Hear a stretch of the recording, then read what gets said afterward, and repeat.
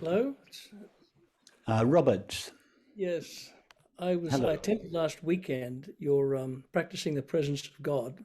My Yes. voice is a little hoarse. I haven't got COVID, it's just a head cold. Our grandkids gave Okay. it. Thank you very much. And had the delight of listening to that.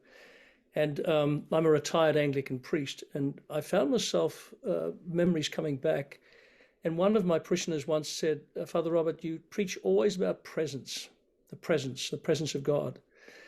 And it struck me in your retreat last weekend that that presence was in fact me. Exactly. Yeah, Exactly. That's it. yeah. That's it. It's your being. It's who you really are. So And Robert's character. I was Sorry. pointing them to no, no, it's all right. I was pointing them to another, and yet it was me, and that was a profound reality. And somebody was quoting a quote, and it went like this, and I couldn't attribute to anybody. Maybe it was to you, but it said, "Awareness is being knowing itself." And I'm thinking another way of saying that is be as awareness is being become present to itself. Does that work?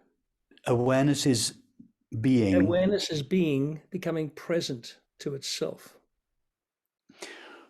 Well, Robert, awareness is awareness, whether being is present to itself or not. Hmm.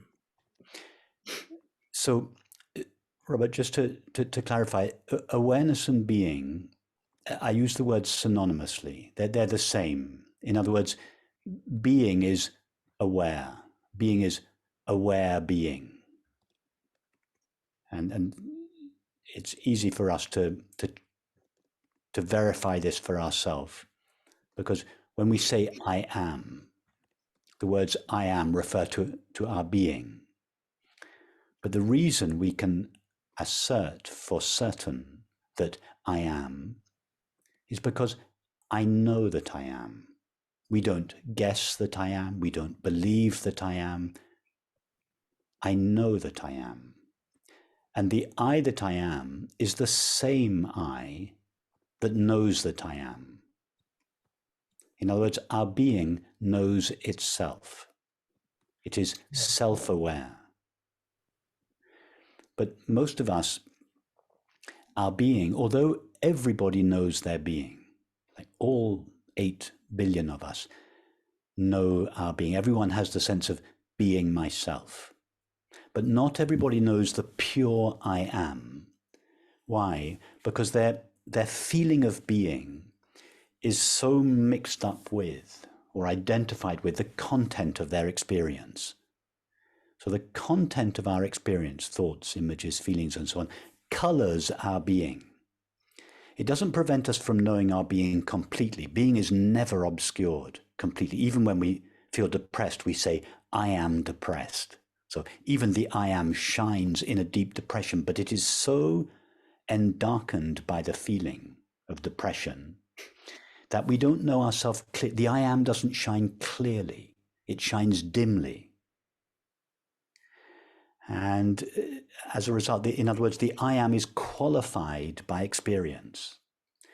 If we remove from the I am all the qualities of experience, and we're left with the pure I am, the pure being, that being no longer has any personal or limited attributes. It is infinite being, God's being. Not two. Yeah, Ramana often says that there are two ways of getting to this place of awakening. That is one of self-enquiry and the others of complete abandonment to a deity, God and so forth.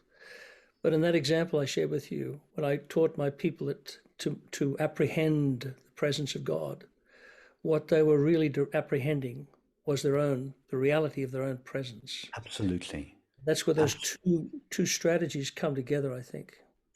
Yes, because Robert, even in the second path, which, as you say, at least on the path of surrender or devotion, at least we start out surrendering to a God that seems to be other than ourselves.